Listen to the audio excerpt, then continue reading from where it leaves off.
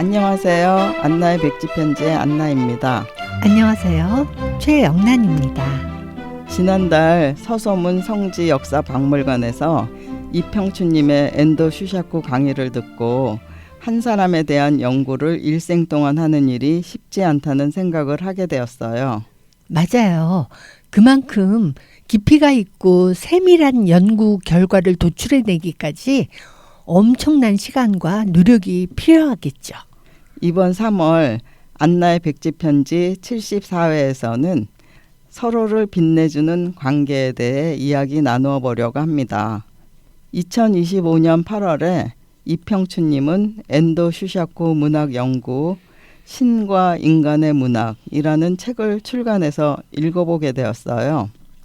40년 동안 엔도 슈샤쿠에 관한 연구와 번역서를 총정리한 책이었어요. 안나가 재미있게 읽었다고 해서 저도 읽어보았어요. 연구 서적이다 보니 앞부분은 쉽게 읽혀지지 않았는데요. 책을 읽어가면서 차츰 몰입하게 되었고 여운을 남기는 책이었어요. 이렇게 한 작가를 진심으로 애정하고 평생을 연구하는 이평춘님이 대단하게 느껴졌어요. 저도 엔도 슈샤쿠라는 작가를 이평춘님을 통해서 알게 되었고 좋아하는 작가 중에 한 명이 되었죠. 엔도 슈샤쿠는 캐토릭이 일본에 정착할 때 어려움을 침묵이라는 소설로 써서 우리에게 유명해진 작가죠. 그 작품이 영화로도 만들어졌고요. 그 외에도 캐토릭이 일본 정서에 맞게 정착되기를 바라면서 여러 작품을 소개하기도 했죠. 엔도 슈샤쿠는 24세에 쓴 신들과 신과라는 책을 시작으로 마지막에 깊은 강을 결론으로 쓰기까지 그의 소설적 주제는 예수와 사랑이죠. 한 작가가 한 생애를 걸쳐서 그 시간을 어떤 과정을 거치며 걸어갔는지 그의 갈등과 시간을 선명히 볼 수 있죠. 엔도의 문학은 다신성을 지닌 동양적 토양에의 그리스도교 토착화 문제에 중점을 두었다고 평가받아왔는데요. 이평춘님은 엔도 슈샤쿠 문학 연구를 통해 73년 동안 걸어온 한 작가를 정리한 셈이죠. 73년 동안 종교에 관해 일관되게 작품을 쓴 작가도 대단하지만 그 작가를 연구하고 한국인에게 소개한 이평춘님도 대단하다는 생각이 들면서 서로를 빛내주는 관계라고 생각했어요. 작품을 쓰는 것도 중요하지만 평생 써온 작품을 정리하여 많은 이들에게 전파하는 것 또한 중요하죠. 박완서 작가는 따님이 어머니의 작품을 정리해 주어서 돌아가신 후에도 여러 가지 방법으로 우리에게 가깝게 다가오죠. 며칠 전에는 친구가 통영에 다녀오면서 박경리 기념관에 들려 버리고 갈 것만 남아서 참 홀가분하다라는 시집을 사다 주어 읽어보았는데요. 미발표 유고작 5편이 최초로 수록된 시집이었는데 서문을 외손녀가 썼더군요. 이렇게 가족들이 작가들을 빛나게 해주는 것을 보면 부럽죠. 얼마 전 알모 책방에 공연이 있어 보러 갔다가 책을 2권 샀어요. 그 중에 한 권은 괴테는 모든 것을 말했다 라는 젊은 일본 작가가 쓴 소설책이었어요. 사위가 괴테 문학 연구를 전문으로 하는 장인에 대한 이야기를 쓴 소설인데요. 2000년대 이후에 태어난 작가로는 처음으로 아쿠타가와상을 수상했대요. 이 책도 소설이긴 하지만 괴테에 대해 평생 연구한 것을 소재로 잡은 거죠. 우리나라에도 전영애 교수를 비롯해 한국 괴테학회에 소속된 많은 회원들이 괴테 연구를 하고 있다고 하네요. 가족이 아니어도 그런 수고를 하는 분들을 보면 빛나는 관계를 맺고 살아가는 것 같아요. 문학계뿐만 아니라 다른 분야도 정리를 잘해서 후세대에게 남겨주는 경우도 많죠. 안나의 백지편지 47회에서 소개했던 아람누리 미술관에서 열린 한국의 미술작가 작품 전시회에서 여러 작가가 소개되었죠. 루비에서 작가들의 도록을 살펴보던 중에 윤중식 화백의 유교를 소재로 한 할아버지의 양손이라는 그림책을 보았어요. 전쟁 중에 폭격을 피해 피난하는 중에도 그림으로 전쟁의 상흔을 남겼는데요. 너무 전쟁의 상처가 커서 그 이후에 서랍에서 꺼내지를 못했다고 합니다. 그분은 피난길에 아내와 큰딸을 생이별했고 화가의 등에 업혀 피난하던 막내딸도 잃게 되고 4살배기 아들만 살아남았대요. 6.25 당시 4살이던 아들 윤대경 작가가 할아버지가 된 후 아버지의 그림에 글을 써서 할아버지의 양손이라는 그림책을 만들었죠.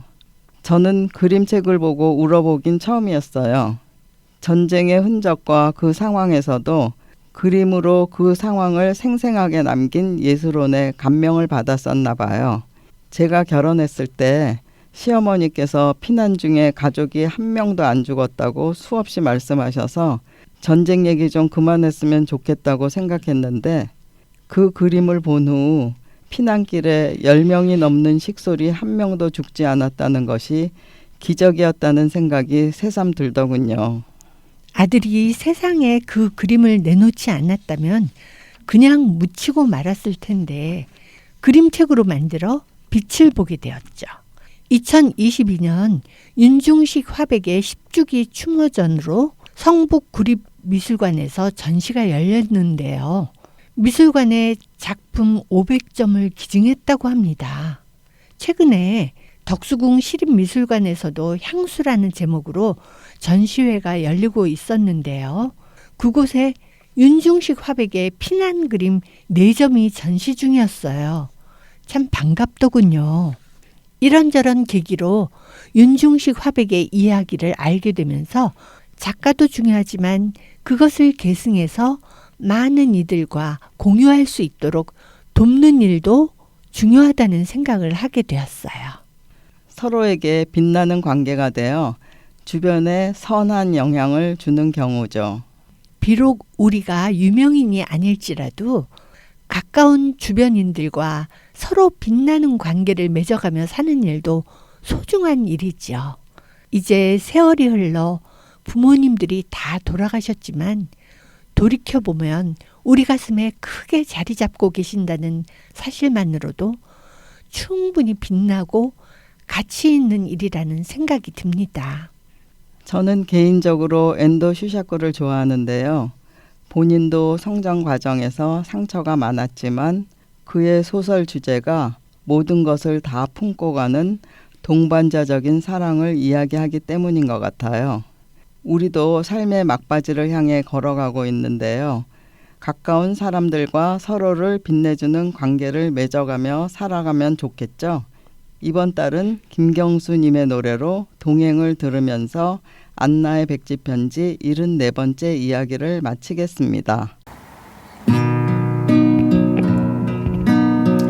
아직도 내게 슬픔이 두둑하니 남아있어요. 그날을 생각하자니 어느새 흐려진 안개 빈밤을 오가는 날은 어디로 가야만 하나 어둠에 갈 곳 모르고 외로워 헤매는 미로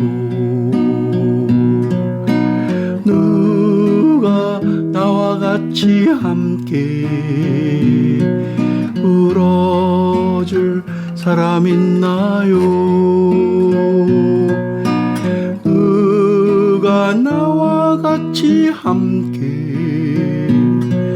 따뜻한 동행이 될까? 사랑하고 싶어요. 빈 가슴 채울 때까지 사랑하고